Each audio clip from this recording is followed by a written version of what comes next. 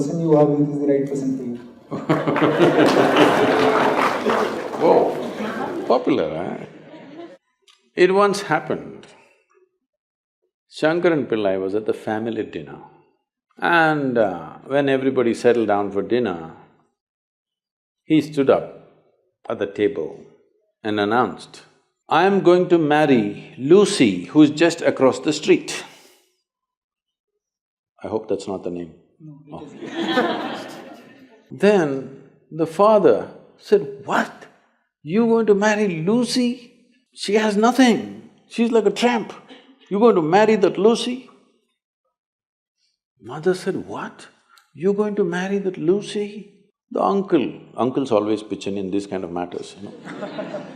Uncle said, "What? You going to marry that Lucy? Have you seen her hair? It looks fake." The aunt, "What? You going to marry Lucy? She's always painted. You going to marry that painted woman?" The little boy, the nephew, can't be left out. He said, "You going to marry Lucy? She doesn't even know what is cricket. How can you marry her?" Shankaran Pillai stood his ground and said, "Yes, I'm going to marry Lucy." Everybody asked in one voice, "Why?" He said, "Because she has no family." There are no many opinions to battle with. So, who is the right person? I don't want to take away all the romance from your life. But let me tell you this, there is no right person on this planet. If you put your heart into something, something may become wonderful. Is it the right thing? There's no right thing. Nobody ever found the right person anywhere, okay? If you get into that kind of unrealistic mindset, "I have found the right person," oh, you will be soon disappointed. You must understand, there is no right person. First thing is to see whether I am the right person. Yes, am I the right person? And there are no right people on this planet. If you understand, you have your nonsense, they have their nonsense, we can adjust nonsense. Go on. We must understand relationships are formed for various needs. There are physical needs, there are psychological needs, there are emotional needs, there may be social needs, there may be financial needs, various kinds of needs. So when you're going to somebody with so many needs, you're going as a beggar, and a beggar cannot choose. Hello? Beggar eat what comes his way, isn't it? He cannot choose. So, if you really want to make a choice in this world, first and foremost thing is, you bring yourself to your place where your experience of life is just pleasant by yourself. You're wonderful. Now, let us see what gets drawn to this one. If you're really wonderful, things will happen in every way, I'm saying.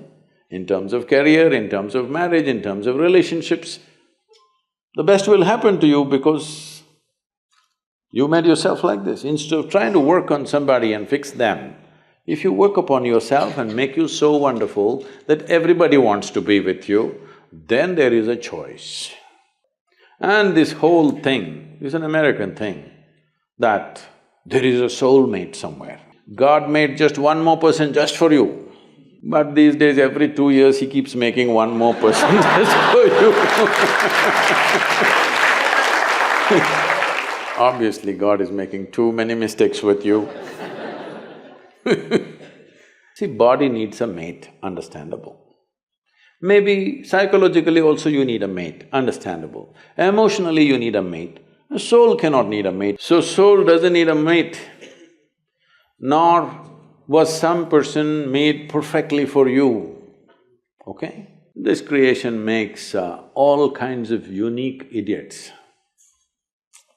If you understand you are one kind of idiot and the others are different kind, you will understand their nonsense because you know you got your stuff. If you think you're perfect and God has chosen you and He's made another person perfect somewhere else, you're heading for a disaster. okay? There's no such thing. Even, people today, after 5,000 years, people are still adulating and worshipping Krishna as the greatest lover, but his wives are dead unhappy with the guy. Yes. So, you're not going to find any perfect person. If you invest a deep sense of involvement, something wonderful may happen. It's because of your involvement, not because the other person is fantastic. No. Even if you choose a fool, actually it's easy that way. If they're not stupid, why would they come to you first of all? No, I'm just being nasty. So, even if you choose a fool, it doesn't matter. If you involve yourself, it can turn out very beautiful. You chose the smartest person in the universe, it could be a disaster. So, do not think in terms of, whatever this made for each other nonsense. No. You choose the opposite, actually. But after some time, after a little bit of time, you slowly start expecting they're just like you.